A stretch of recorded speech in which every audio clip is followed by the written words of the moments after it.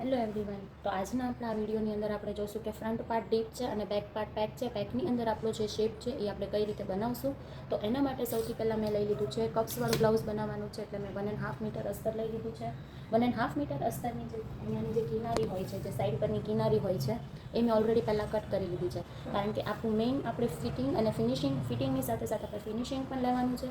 તો એ ફિનિશિંગ માટે આપણે જો આ ધારનો યુઝ કરશું તો આપણા ફિનિશિંગની અંદર પ્રોબ્લેમ આવશે. એના માટે મેં સૌથી પહેલાં એ ધારને કટ કરી લીધી છે અને આ મેં ઓપન સાઈડ લીધું છે. તો ઓપન સાઈડની અંદર આપણે સૌથી પહેલાં બનાવશું બેક પાર્ટ. બેક પાર્ટ માટે આપણે સૌથી પહેલાં અહીંયાની નીચેની સાઈડ આપણે પહેલાં સ્ટ્રેટ લાઇન ડ્રો કરીશું. હવે અહીંયાથી આપણે સૌથી પહેલાં 1/2 ઇંચ જેટલી માર્ક રાખીને હાફ ઇંચ જેટલો ગેપ રાખીને આપણે જે સિલાઈનું બેક સાઈડમાં આપણું ક્લિપ આવી છે એટલે હાફ ઇંચ જેટલું માર્જિન રાખીને બંને સાઈડ માર્ક કરી લેશું કે જેથી કરીને આપણું ક્લિપ આઈનું જે આપણે એડ કરીએ છીએ સૌથી પહેલાં જ એડ થઈ જશે.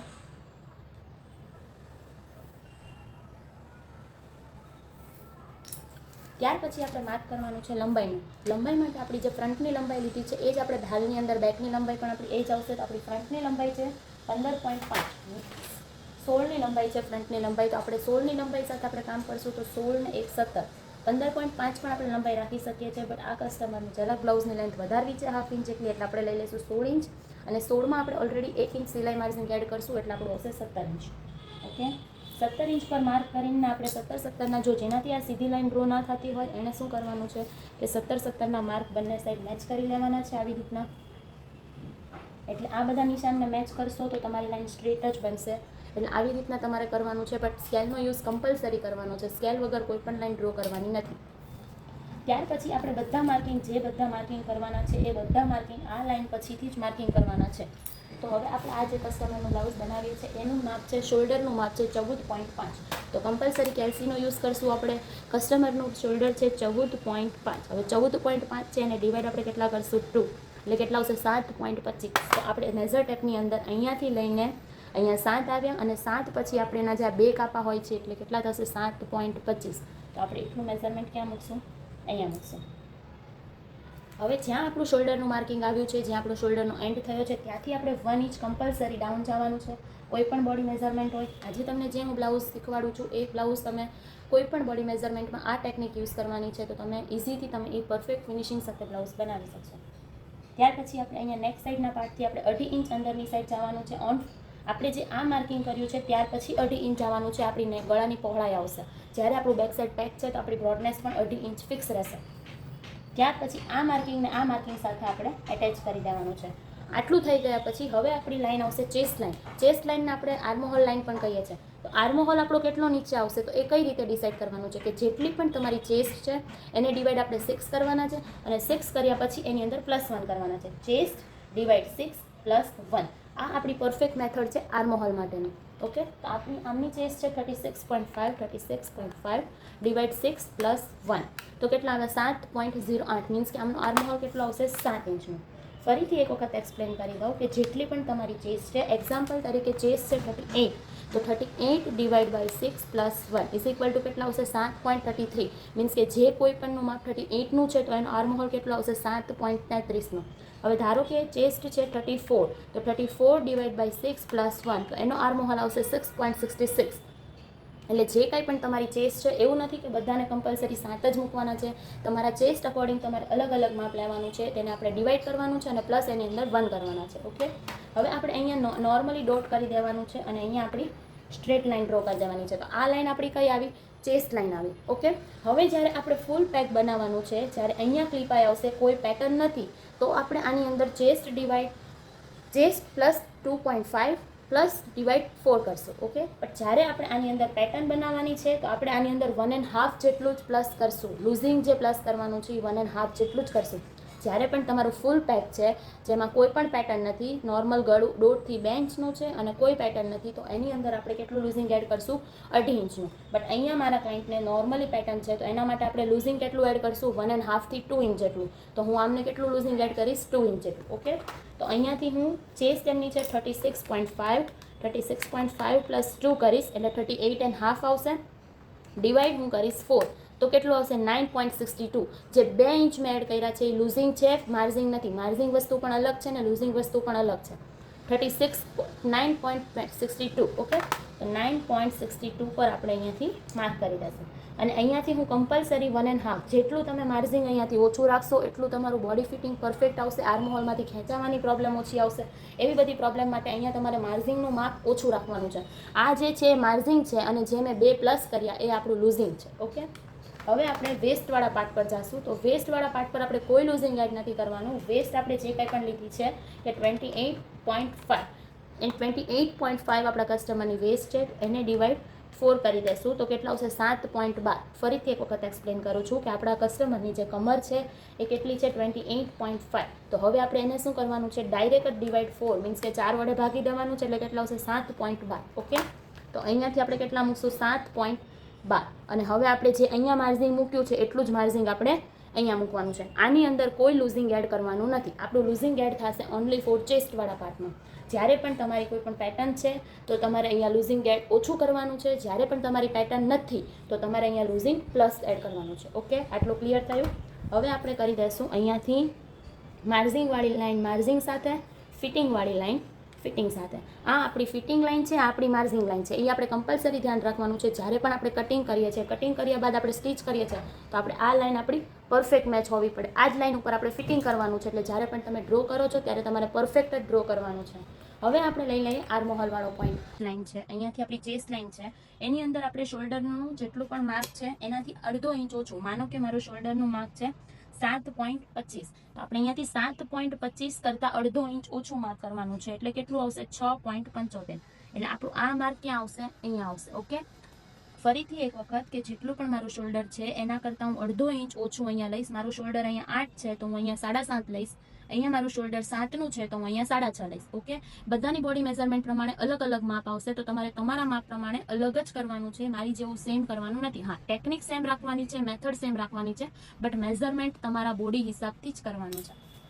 ઓકે, હવે આપણે લઈ લઈશું આ બેનો મિડલ પોઈન્ટ. આપણો આર્મહોલ જે કાંઈ પણ છે એનો શું આવશે મિડલ પોઈન્ટ 3.5. આવી રીતના મિડલ પોઈન્ટ લઈ લેવાનો છે. ઓકે, હવે જે કાંઈ પણ આપણું શોલ્ડર છે એના કરતાં 1 ઇંચ ઓછું, કેટલા ઇંચ ઓછું, 1 ઇંચ ઓછું આપણે અહીંયાથી અંદર જવાનું છે. તો મીન્સ કે 6.25. ઓકે, જો અહીંયા શોલ્ડર જેટલું છે એના કરતાં અડધો ઇંચ અહીંયા ઓછું છે. જે આપણી ચેસ્ટ લાઇન છે ત્યાં અડધો ઇંચ ઓછું છે. અને જ્યાં આપણો મિડલ લાઇન છે આ આપણી મિડલ લાઇન છે, તો મિડલ લાઇન ઉપર આપણે કેટલા ઇંચ ઓછું આવ્યા છીએ, 1 ઇંચ ઓછું આવ્યા છીએ. ઓકે, ત્યાર પછી આપણે ત્યાંથી આપણે બહાર આવવાનું છે 1/2 ઇંચ જેટલું. મિડલ લાઇન પર 1 ઇંચ અંદર આવ્યા અને ત્યાંથી પછી 1/2 ઇંચ બહાર ગયા. ઓકે, હવે આ બંને લાઇનને સ્કેલ સિવાય યુઝ કરવાનો નથી. સ્કેલને આવી રીતના સેટ કરવાની છે અને ક્રોસ લાઇન આની સાથે મેચ કરી દેવાની છે. ઓકે, આ આપણો બેક આર્મહોલ છે, ફ્રન્ટ આર્મહોલ છે, આ આપણો બેક આર્મહોલ છે. હવે આપણે જે અહીંયા 1/2 ઇંચ વાળું માર્કિંગ કર્યું છે ત્યાંથી 1 ઇંચ જેટલું ક્રોસ જશું. આ પણ બધાના બોડી માપ પ્રમાણે અલગ અલગ આવશે. જ્યારે પણ તમારી ચેસ્ટ લાઇન છે એ 30 થી 36 ની અંદર છે તો તમે અહીંયાથી 0.75 જેટલું ક્રોસ જશો. પણ જ્યારે પણ તમારી ચેસ્ટ લાઇન 36.25 કરતાં 40 થી વધારે છે તો તમે અહીંયાથી 1 ઇંચ જેટલું ક્રોસ જશો. અને જ્યારે પણ તમારી ચેસ્ટ લાઇન 40 થી પણ વધારે છે તો તમે અહીંયાથી 1.25 જેટલું ક્રોસ જશો. ઓકે, તો આજના આપણા ક્લાયન્ટનું માપ છે 36 નું, 36.5 છે. એટલે આપણી લાઇન કયામાં જશે, 1 ઇંચ વાળામાં જશે. ઓકે, આટલું ક્લિયર. પણ અહીંયાથી ક્રીઝ પડવાની પ્રોબ્લેમ નહીં આવે. જે આપણી ક્રીઝ નોર્મલી પડે છે એ ક્રીઝની પ્રોબ્લેમ ક્યારેય પણ નહીં આવે. ઓકે, હવે આપણે અહીંયાથી દઈ દઈશું આર્મહોલનો શેપ. જો હવે આર્મહોલ શેપ દેતી વખતે એ પણ કહી દઉં કે આ વાળી વસ્તુ આપણા પાસે કમ્પલસરી જરૂરી છે. આ વાળી વસ્તુ નહીં હોય તો તમારો અહીંયાથી આર્મહોલ શેપ પરફેક્ટ નહીં થાય. તો તમારે કમ્પલસરી આ પરચેસ કરી લેવાની છે. આ પરચેસ કરશો તો તેનાથી તમને નેક શેપ દેવામાં પણ સારું પડશે, આર્મહોલ શેપ દેવામાં પણ સારું પડશે. અને એની કોઈ પણ બ્લાઉઝની કે કુર્તીની કે પેન્ટની પેટર્નમાં ક્યારેય પણ ક્રોચ માપ દેવું છે, કોઈ પણ માપ માટે તમને આ યુઝફુલ રહેશે. તો આઈ થિંક કે તમારે આ તમને એક વસ્તુ સજેસ્ટ કરું કે તમારે આ પરચેસ કરી લેવું જોઈએ. ઓકે, હવે આનાથી જ તે હું અહીંયા આર્મહોલનો શેપ ડ્રો કરીશ. તો સૌથી પહેલાં તો હું એ ધ્યાન રાખીશ કે મારું અહીંયા ફિટિંગ લાઇન છે તો મારો જે કંઈ પણ આર્મહોલનો શેપ જશે તો અહીંયા આપણો ઇનફ થઈ જશે, આનાથી આગળ નહીં જાય. ઓકે, તો હવે હું અહીંયાથી આને આ શેપ એટલો ડ્રો કરું છું કે જે મારો અહીંયા કમ્પ્લીટ થઈ ગયો છે. ઓકે, અને હવે હું અહીંયાથી આમ મેચ કરીશ. જો આવી રીતના આ વાળો શેપ પરફેક્ટ મેચ થઈ જાય છે કે જે આપણો આ ઉપરવાળો માર્ક સાથે નીચેવાળા માર્ક સાથે આવી રીતના એક્ઝેક્ટ આમ પરફેક્ટ મેચ થઈ ગયો છે. હવે આપણે ફ્રન્ટનો આર્મહોલ આવી રીતના મેચ થશે. જો ક્લિયર. આ આપણો ફ્રન્ટનો આર્મહોલ છે, આ આપણો બેકનો આર્મહોલ છે. જ્યારે પણ આપણે બેકનો આર્મહોલ બેક પાર્ટ ડ્રો કરીએ છીએ તો ત્યારે આપણે કમ્પલસરી ફ્રન્ટનો પાર્ટ આર્મહોલ જે છે એ ડ્રો કરવાનો છે, જેનાથી આપણને આર્મહોલમાં કોઈ પણ મિસ્ટેક્સ ન આવે. ક્યારેક કોઈ કસ્ટમર ભૂલી જાય કે ભાઈ કસ્ટમર નહીં પણ જ્યારે પણ કોઈ પણ ભૂલી જાય છે સ્ટુડન્ટ કે ભાઈ હું બેક પાર્ટ બનાવું છું તો એ ડાયરેક્ટલી ફ્રન્ટ પાર્ટ કટ કરી દે છે. સપોઝ તો શું થાય છે કે 1 ઇંચ અંદર આવીને આ વાળો પાર્ટ કટ કરી દે છે. તો એ મિસ્ટેક ના થાય એના માટે આપણે કમ્પલસરી ફ્રન્ટનો અને બેકનો બંને આર્મહોલ આપણે બેક સાઈડના પાર્ટમાં ડ્રો કરશું. ઓકે, હવે આપણે અહીંયાથી શોલ્ડર માર્કિંગથી 1/2 ઇંચ જેટલું અંદર આવશું અને આપણો આ જે કંઈ પણ બેકનો આર્મહોલ છે ને એને આપણે સ્ટ્રેટ લઈ લેશું. ક્લિયર?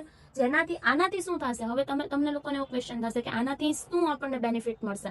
તો આનાથી તમારા જે કંઈ પણ તમારું શોલ્ડર છે કે જ્યારે પણ તમે બ્લાઉઝ પહેરો છો તો તમારું શોલ્ડર તમે જાણશો કે તમને છે ને નીચેની સાઈડ પડતું દેખાશે, મતલબમાં કે આમ ખેંચાયેલું લાગશે. તો આ જ્યારે તમે માઇનસ કરી દેશો ને તો આ વાળી વસ્તુ ખેંચાયેલી પણ નહીં લાગે. અને હા, પ્લસ પોઈન્ટ કે જ્યારે પણ તમે અહીંયાથી બેક સાઈડમાં ગળું બનાવો છો, બેકની અંદર આપણે બેક વેરિએશનની અંદર આપણે નેક બનાવીએ છીએ, તો એ નેકમાં શું પ્રોબ્લેમ આવે છે કે આપણે જ્યારે ગળું બનાવીએ ને ત્યારે ગળું એકદમ જ લૂઝ બને છે. મીન્સ કે આમ પરફેક્ટ છે, બટ જ્યારે આપણે બોડી મુવમેન્ટ કરીએ કે સપોઝ એમને બેઠા હોઈએ ત્યારે આપણને નેક છે ને થોડુંક લૂઝ લાગે છે. તો એના માટે આપણે ઓલરેડી અહીંયાથી આ માઇનસ કરી દઈશું. આ આપણો જેટલો પણ પાર્ટ છે આપણો માઇનસ થઈ જશે, એટલે તમારું જે ગળું લૂઝ પડવાની જે પ્રોબ્લેમ છે ને એ આપણે અહીંયાથી દૂર કરી દઈશું. ઓકે, આટલું ક્લિયર થયું? આપણું ગળું જે લૂઝ પડે છે એના માટે આપણે એટલું માઇનસ કરી દેવાનું છે. આનાથી આપણને ખેંચાવાની કે કોઈ પ્રોબ્લેમ આવવાની નથી. તો બિંદાસ આપણે એટલું આપણે કટ કરી દઈશું. ઓકે, હવેનો ભાગ આપણો રહ્યો કે આપણે આ જે કંઈ પણ અહીંયાથી લઈને આ જે શોલ્ડર કટ કર્યું ત્યાંથી લઈને કે આ જે 2.5 ઇંચ વાળું માર્કિંગ છે ત્યાં સુધી હું શોલ્ડરનું મિડલ કરીશ. ઓકે, હવે આજે મેં શોલ્ડરનું મિડલ કર્યું ત્યાંથી હું ગળાની લેન્થ લઈશ. તો મારા કસ્ટમરને બેક સાઈડના ગળાની લેન્થ 2.5 જેટલી જોઈએ છે, એનાથી વધારે જોતી નથી. તો હું અહીંયાથી 2.5 જેટલું જ કટિંગ કરી દઈશ. Okay, clear? આ મારી અહીંયાથી મેં લેન્થ લીધી, બટ આ આપણી રિયલ લાઈન નથી એટલે આને હું અત્યારે રફ કરી દઈશ. મારી લેન્થની લાઈન આ રિયલ છે. ઓકે, આ લાઈન આપણી મેઇન લાઈન છે. હવે આપણે શું કરવાનું છે કે જ્યારે પણ આપણા બંને નેક પેક છે તો આપણું એટલું શોલ્ડર ઓકે છે, બટ હવે મારો ફ્રન્ટ ડીપ છે અને બેક પેક છે. ફ્રન્ટમાં મારું રાઉન્ડ શેપ નેક છે અને બેકની અંદર મારે પેક નેક છે. તો એના માટે મને આટલું બધું શોલ્ડર નથી જોતું. તો હું શું કરીશ કે મારું જેટલું પણ મને શોલ્ડર જોઈએ છે, મને શોલ્ડર જોઈએ છે 2.5 અથવા તો 2.75 સુધીનું શોલ્ડર. 2.5 ઇનફ છે. ઓકે, તો 2.5 ની અંદર હું 1 ઇંચ પ્લસ કરીશ એટલે 3.5. હવે માનો કે તમને 2 ઇંચનું જોઈએ છે તો તમે કેટલું લેશો? 3 ઇંચ લેશો. કોઈ કસ્ટમરને 1.5 ઇંચનું જોઈએ છે તો એ કેટલા લેશે? 2 લેશે, 2.5 લેશે. ઓકે, એની અંદર 1 ઇંચ પ્લસ કરીને લેવાનું છે, રાઈટ? તો હવે અહીંયા મને 2.5 જોઈએ છે તો અહીંયાથી મેં કેટલા લીધા? 3.5. ક્લિયર? તો આ મારું લેન્થ, હવે નેકની લેન્થ ક્યાં આવશે? અહીંયા આવશે. ક્લિયર? એટલે આ વાળી મારી મેઇન લાઈન થઈ, આ મારું રેડી શોલ્ડર, આ મારો આર્મહોલ, આ વાળી વસ્તુ આપણી પરફેક્ટ થઈ ગઈ. ઓકે, હવે હું અહીંયાથી નેક શેપ આપીશ. તો ફરીથી હું નેક શેપ માટે હું આર્મહોલ જે શેપ હું જે કહું છું એ જ હું યુઝ કરીશ. એનાથી હું પરફેક્ટ અહીંયાથી 1/2 ઇંચ નીચેથી હું નેકનો શેપ આપી દઈશ. ઓકે, આ નેકનો શેપ આવી ગયો. ક્લિયર? હવે હું ફરીથી મારી જે બેક પેટર્ન છે હું તમને એ બતાવી દઈશ. ઉપર સ્ક્રીન ઉપર તમને મારી બેક પેટર્ન દેખાતી હશે. તો બેક પેટર્ન માટે આપણે જે સાઈડનું ફિટિંગ છે ને માઇનસ કરવાનું હોય છે, કઈ રીતે કરશું, સાઈડનું માર્જિન કઈ રીતે મેચ કરશું એ આપણે નેક્સ્ટ વિડીયોની અંદર દેખાડેલું છે, જેની અંદર આપણે ફ્રન્ટ પાર્ટ પણ દેખાડેલો છે. તો જલ્દી મળીએ નવા વિડીયોની અંદર.